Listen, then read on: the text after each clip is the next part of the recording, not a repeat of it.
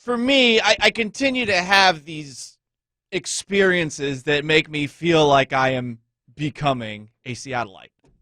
And as far as the Seattle Mariners go, seeing the Seattle Mariners go through a moment of extreme embarrassment, I suppose that is another part of the rite of passage. This is an organization that historically has gotten in its own way time after time. And, the first year and a half that I was here, I couldn't point to anything that would indicate that that was still happening. Honestly, from what I saw out of the team last year and the way that they played, from conversations that we've had on this very show with Jerry DiPoto every single week, Scott Service, and a bunch of Mariners players, it felt like things were going in the right direction. And things still are going in the right direction. But for those who are unaware, Kevin Mather, the president and CEO of the Seattle Mariners, did a 45-minute Zoom question and answer session with the Bellevue Breakfast Rotary Club. This took place on February 5th. Sunday, it was all dumped on the internet. Some person put together a Cliff Notes version of everything that had been said. Someone actually uploaded the video, and the rest is history. And now the Mariners are the subject of national sports embarrassment. Everyone is pointing at them right now and saying, what is going on with Kevin Mather? Why is he saying the things that he is saying? What did he say, you're probably wondering? Well, let's just go through the worst parts of it. Because part of it was him just revealing the way that the Mariners are going through their current rebuild. But when you start taking shots at players, whether you meant for them to be heard or you didn't mean for them to be heard, and by the way, you're doing this on a Zoom session, it's technology, anyone can record this, there's really no coming back from stuff like this. Here's Kevin Mather talking about Kyle Seager. And I have to compliment, Kyle Seager is a veteran player. He's probably overpaid, but his attitude, this has been a tough couple of years where we traded veterans and came in with young kids who are learning. And Kyle Seager has stayed positive and has had a tremendous attitude. There's been several times, that's why I whispered in his ear that he's going to be a Mariner Hall of Famer, because it's got to be some tough years for him. But he's been positive, he's been upbeat, and it's really been fun to watch him grow. What's that statement? Everything that is said before the word "but" doesn't mean anything. Well, Kevin Mather just got it all out of the way right away because he said that Kyle Seager was overpaid within the first part of him eventually coming around to complimenting him and saying he'll be a Mariners Hall of Famer someday. Here's the thing. Kyle Seager is overpaid. We can all acknowledge that, right? He's making a lot of money. But you're going to say this publicly? About your future Mariner Hall of Famer? Are you kidding me? Really? You're going to go down that rabbit hole? To the point where now you see Kyle's wife, Julie Seager, tweeting about it like, okay, so should we put our house on the market? So that's just one player of many who were commented on in this 45-minute Zoom session. Players, I would say Jerry DiPoto, the general manager, and Scott Service have a reason to take issue with this because this is going to make their job extremely difficult. And worst of all is what Kevin Mather had to say about two of his foreign players. First off, Hisashi Iwakuma. He, Kevin Mather, is not a fan of the idea of paying an interpreter $75,000 a year. Really, that's too much for a baseball organization to take care of. Ooh, okay. $75,000 a year to be his interpreter. Here is Kevin Mather. It frustrates me. For instance, we just rehired Iwakuma. Iwakuma was a pitcher for us for a number of years. Wonderful human being. His English is terrible. He wanted to get back into the game. He wanted to, and he came to us, and we quite frankly want him as our Asian scout interpreter. What's going on in the Japanese league? He's coming to spring training, and I made the same. I'm tired of paying his interpreter because when he was a player, we pay Iwakuma X, but we also had to pay $75,000 a year to have an interpreter with him. His English suddenly got better. His English got better when we told him that. The end of that is so cringe. Oh, boy. And look, I've covered in the past older executives in charge of a sports team saying racially insensitive things. I covered the Texans when Bob McNair uttered his famous "we don't want to have the inmates running the prison" line, which almost led to the Texans not playing that game against the Seattle Seahawks a couple of years ago. I mean, they all stormed out of practice that day when they heard what he had said. I don't like to call someone the R word, but I will say that he was racially insensitive here, at the very least. And what are you thinking if you're one of the players in this clubhouse and this is what one of the higher-ups in your organization is saying about you? Because it's hard to think that this is the only person when that is the case. Now, again, this is just speculating what's going through the mind of some of these players. But you would not feel great about your bosses. And you wouldn't feel great, perhaps, about your long-term future with this team. And I would just point to the case of Hisashi Iwakuma.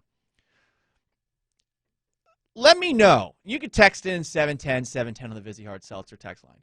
Please enlighten me if you speak a second language. There are very few of us who can command a second language fluently. I'm not saying it's a very small population, but I have infinite respect for people that can do that. Somehow I was our French club president in high school. I could not speak that language fluently. And by the way, even though, there are some people in Canada who can speak the French, learning French was probably one of the most useless things that I ever did. Okay? I mean, there are very few times where I know I will ever use that language in a way that's going to help me going forward. But I can barely speak that language.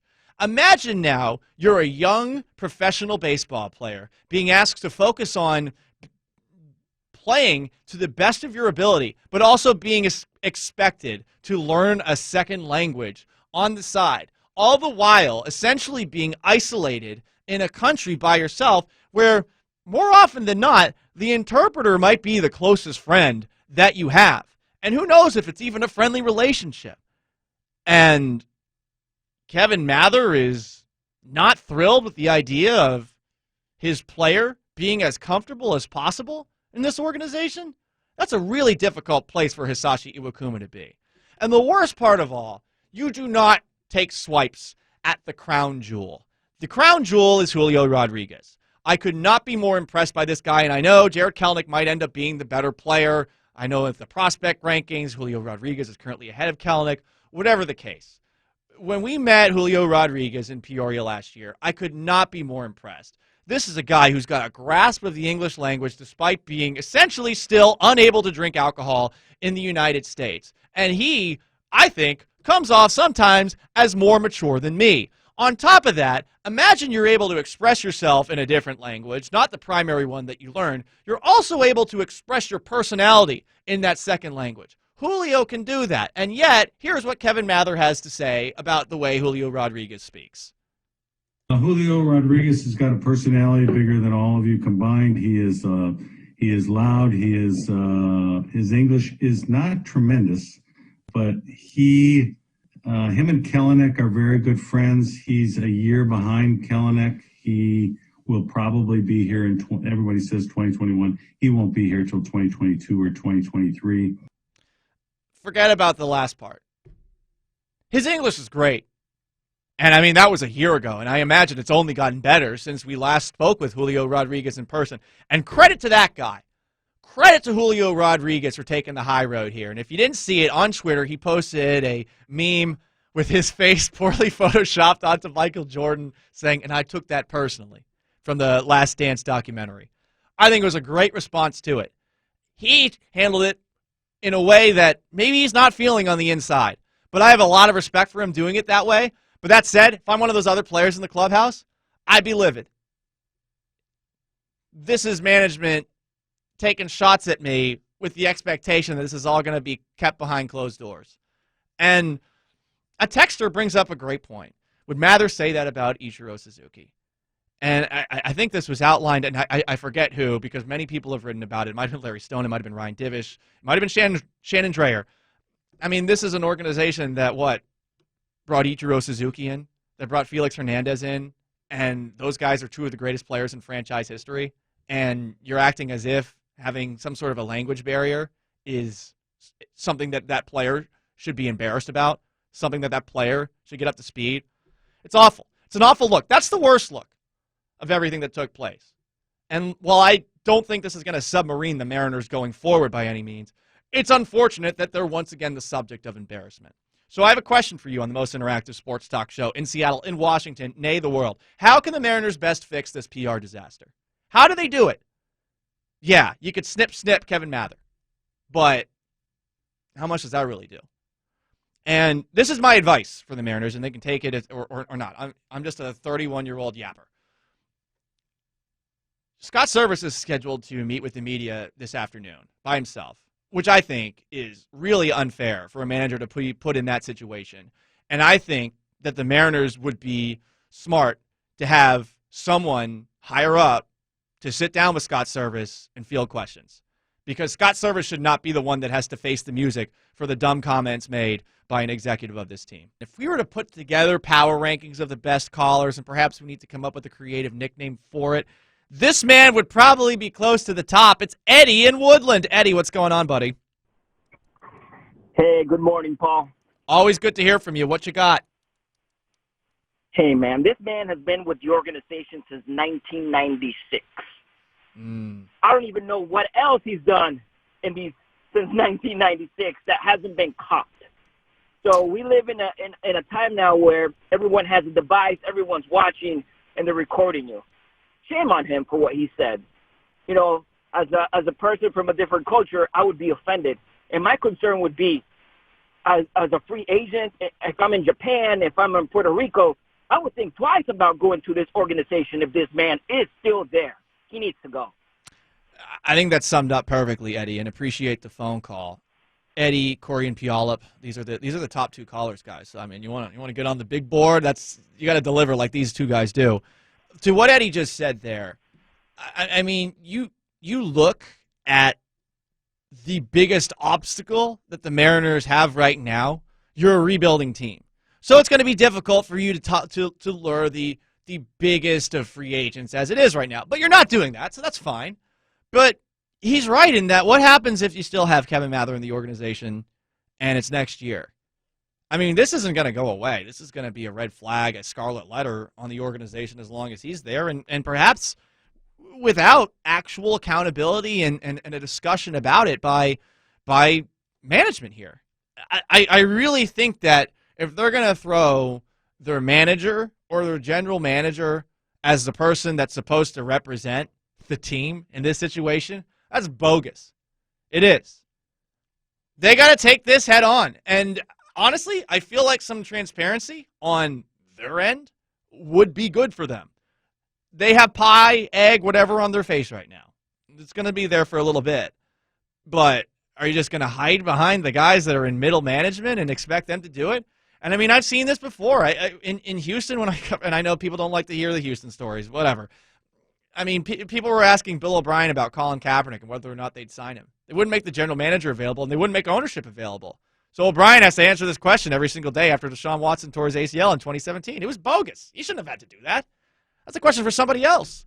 And I would say that the questions that are probably going to be directed at Scott Servais are unfair, but he's going to have to take them unless somebody else is up there with him. So I do think it would be in the Mariners' best interest to have somebody else up there. A couple of texts in, 710-710, the Vizzy Hard Seltzer text line. These texts just annoy me. Stop making a story out of nothing. He should learn English. It's America. This isn't a story out of nothing. Okay, let's throw the racially insensitive remarks to the side.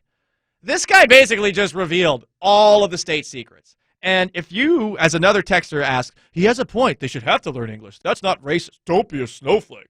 And it doesn't matter if they're rich. They shouldn't have to pay an interpreter. Okay, good luck bringing in great players from overseas. Like if that's your simplistic mindset, because it's simplistic. You're just basically saying, yeah, we're only going to go after Americans. Okay, well, you're going to be missing out on all the great baseball players in the Caribbean. You're going to be missing out on all the great baseball players in Japan, in Korea. Cool. Great. Nice simplistic approach, if that's the way that you want to go about it. And this snowflake thing, you sound like the snowflake here with that argument. Like, you sound like you're upset that somebody would dare say that that's a racially insensitive comment. You crybaby. That's what you are. If that's your response to that, oh, you're a snowflake. Seriously, you're the one that's acting upset because a guy said something about his player that was stupid. He shouldn't have said it. Period. End of story. So there you go on that front. Another texter asks, what has he done that's a fireable offense? Here's what he's done. He's the president of the baseball operation. You know the owner of the baseball operation? Well, he's got to worry about a labor stoppage that's likely coming next year. So you have, on record, a team president who is saying with audio, as if he has been wiretapped, that they are manipulating service time. They are manipulating service time. He just said it. This is example A, B, C, whatever you want for baseball's Players Association to throw in the owner's face and say, you guys are messing with our livelihood here. That's why it's a fireable offense. And then after that, you have just comments that do nothing but alienate so many people on this team.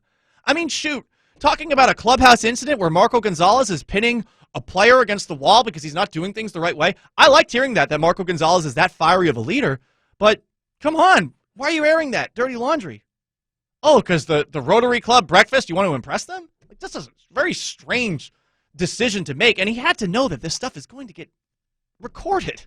People have computers. It's just very easy to record a Zoom session. You just have to press the button. It says record. That's it. It's so simple. And yet, this guy who is a top earner with the Mariners could not see that. And I don't get it. I really don't. And, I mean, something's got to be done here, clearly. 206-421-3776. We've got David in Olympia. David, what's going on? Hey, Paul. Hey, yeah, this guy, he's the definition of toxic leadership. I mean, come on. He's a leader of the organization, and as a leader, your job is to provide purpose, direction, and motivation. And he has done nothing, right? And this ain't a matter of, cultural differences. This is just human dignity. Yeah. And he has not shown any of it. And just like the previous caller, he's been here since, a long time. And it is only a matter of fact of, hey, what has he done before? I'm not going to speculate on that, but I will say what we do know, David, and appreciate the phone call, is that in 2018 he was accused of sexual harassment. So he's already put the Mariners in the limelight for all the wrong reasons. So, I mean, what's the point of a second chance here, Because he's already gotten the second chance. This would be chance number 3. We can only talk about what we know publicly. And I'm not going to go down that speculation rabbit hole. And I'm sure Kevin Mather regrets some of what he said. He should. But, you can't go about saying these things if you want to continue to have a good organization. I understand there's a lot of people right now. You're making the argument of, well, I mean, he's their boss. He can say what he wants to say. Fine, he can say what he wants to say, but, I mean, who's going to want to work here? That's the big problem. You want to have these guys here long term. Guess what? In baseball, you do not have that same kind of security that you have in the NFL where you can give a guy the franchise tag. You don't have that same kind of security that you have in the NBA where you can give some guy an extension due to bird rights and you can give him a bigger offer than anybody else in the NBA. You don't have that luxury in baseball. The big boys will poach you. And if you have given a reason for these players to perhaps be poached, they are going to voluntarily go somewhere else. So, best of luck, but this is a foolish way to operate. And revealing state secrets along the way, I'm not going to lie. I liked reading some of the state secrets because I do think that the organization is going in a good direction on the baseball diamond. But this is a matter of you got to clear the air. And I don't think it's as simple as moving on from Kevin Mather after he has put the organization in a bad light again. And my humble advice for those powers that be with the Mariners is don't leave Scott Service out stranded at second base with the press conference that's coming up later today.